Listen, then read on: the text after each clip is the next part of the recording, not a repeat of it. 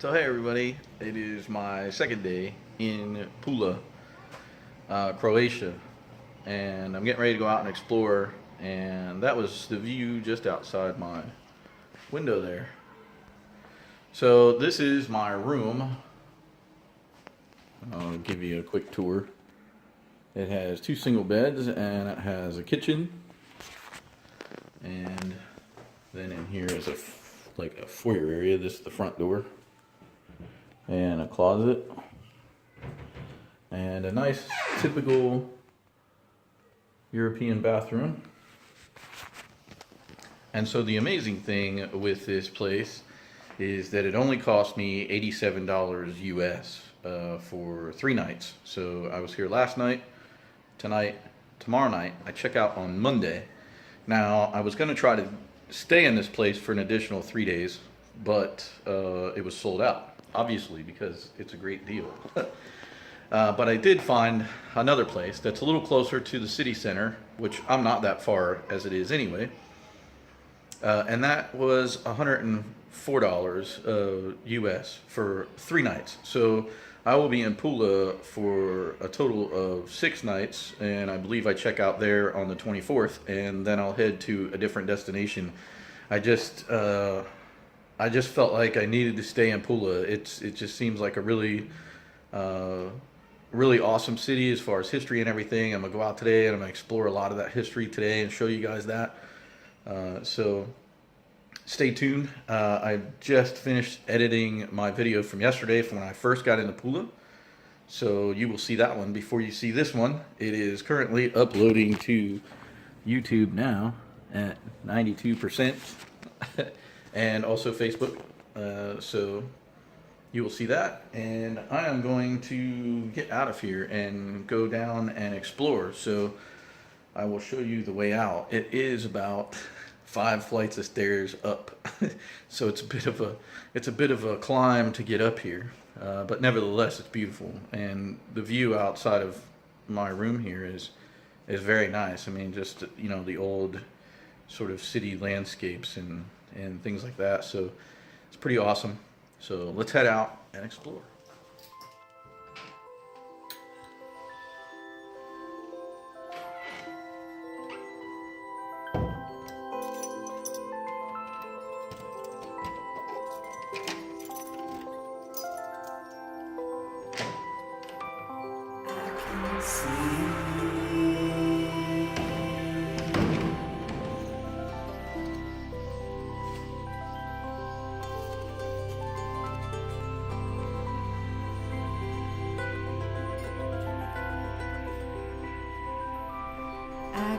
See crashes on shore, let the running seconds slide by. Real arid, so romanticized.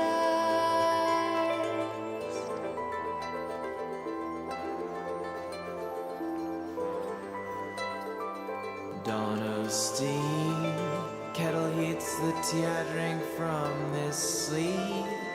Barrel I await so eagerly.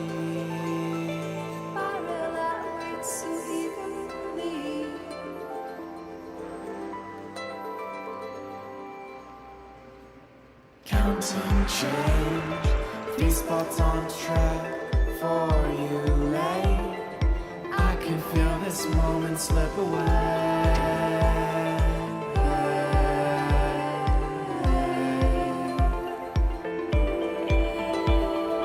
Distant hum, I can feel a shiver riding down.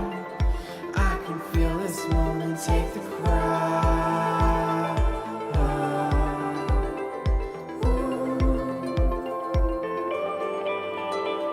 You realize the rumble is yours and the room quakes and my shiver shakes. You seem to impress and steal my breath, and as a child I stared at your magic, pressing wide my eyes. Your cold steel seems so alive.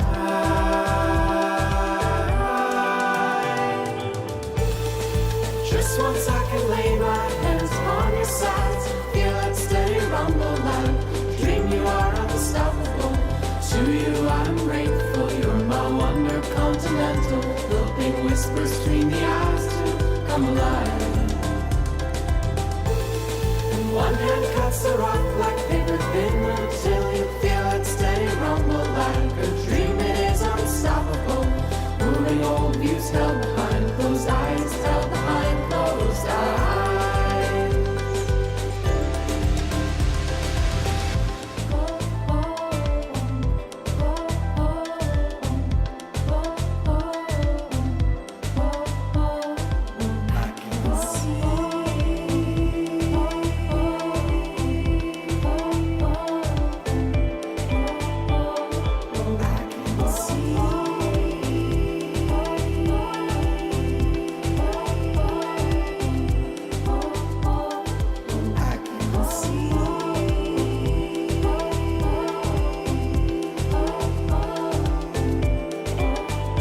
But you realize the rumble is yours and the moon quakes and my shiver shakes.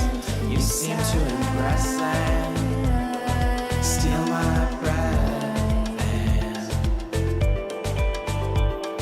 And as a child I stare at your magic, nursing wide my eyes. Your cold seems so alive.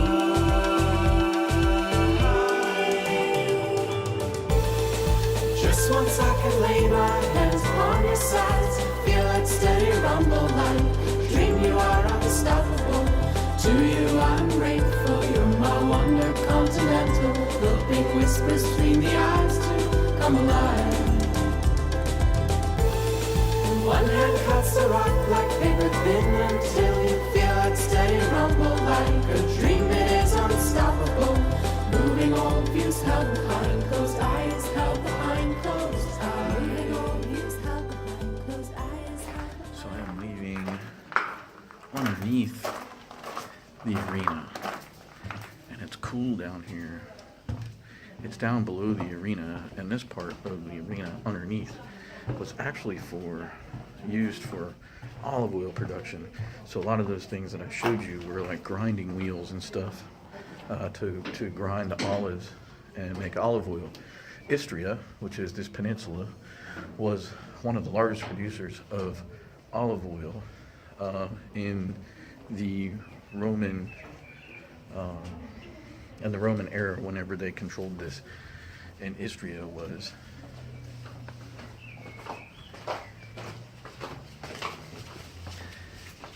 one of the most sought after olive oils in the Roman Empire at the time. So now let's explore more of the arena.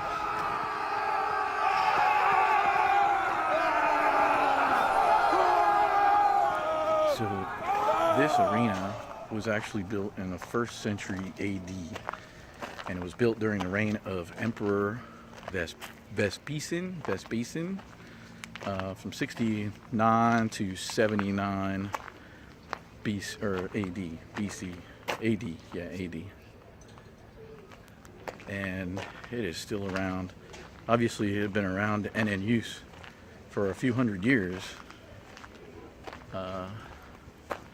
But this is amazing. And so there's a lot of spots, like when you go underneath. I was in that olive production area a minute ago, but there's also several different, which I'll show you guys, there's several different areas where the beasts would come out and the gladiators would fight the beasts. The gladiators would also fight criminals and people like that were sort of sentenced to death, and they were sentenced to death by fighting beasts or gladiators in the arena. And I believe this arena fit somewhere around 60,000 people in it. And so obviously, like, this whole area here would have had seats all the way around. And then this area over here on this side would have been where, you know, the hierarchy or the Caesar or emperor would sit to enjoy the games. So, man, the history here is just absolutely amazing. They use this thing for everything. So let's keep exploring.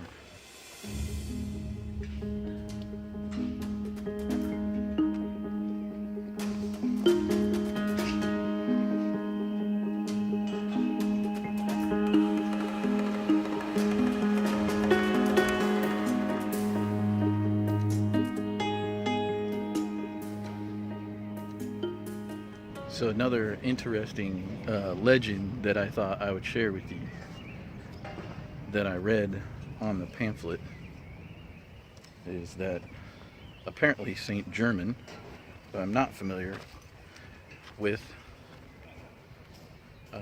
was sentenced to death here in this arena, but the gladiators, I guess, actually took him to the outskirts of the city and beheaded him. And so the legend of it is that, and I'll read from the pamphlet, has it that this saint was sentenced to death in the amphitheatre of Pula, after which the soldiers took him out of town and beheaded him. Emperor Honorius forbade gladiatorial games at the beginning of the 5th century, and after that, basically the arena was neglected. So this arena lasted from the 1st century until the 5th century, and then it was basically forgotten about and started to deteriorate until the 19th century, when it was finally recognized, I believe, as a historical site, obviously, and then it was sort of restored or refurbished, and certain things were fixed up, and there was excavations done and things like that. So, wow, I'm glad that they saved this, because this is amazing. So actually, over my shoulder right there would be where the hierarchy would sit, not here, where I showed you before, to watch the games. Wow, it's amazing. As I continue to explore, I just want to tell you too that it cost 50 Croatian kuna to get into the gladiator arena and see this beautiful sight. The conversion to US dollars is roughly about $7.90 something cents, so we'll just call it $8. So it cost $8 to get into this arena and explore around. It's awesome. Back to you soon.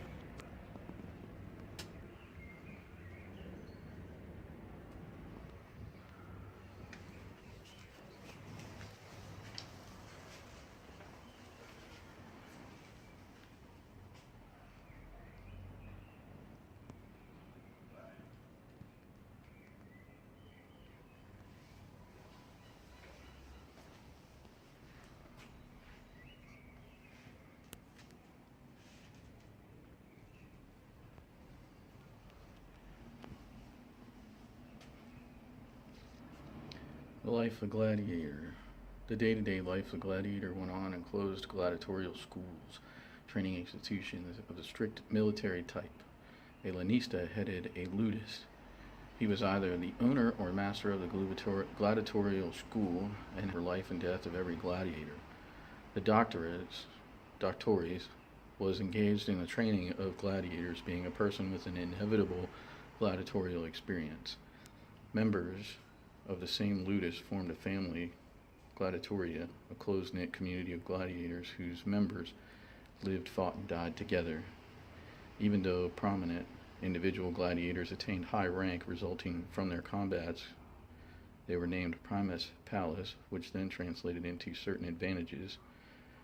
Life in ludi was in general a very low quality. Gladiators were in a position to attain freedom if they were dismissed from their gladiatorial school in written form, the symbolic sign of their freedom being a wooden sword or rudis. It's amazing gladiator history. There's the origin of the gladiator games, which there's a debate whether they started in Campania or in this area here, Etruscan. And there's actual paintings that depict gladiator fights. Obviously colored picture or color copy of it. But it's amazing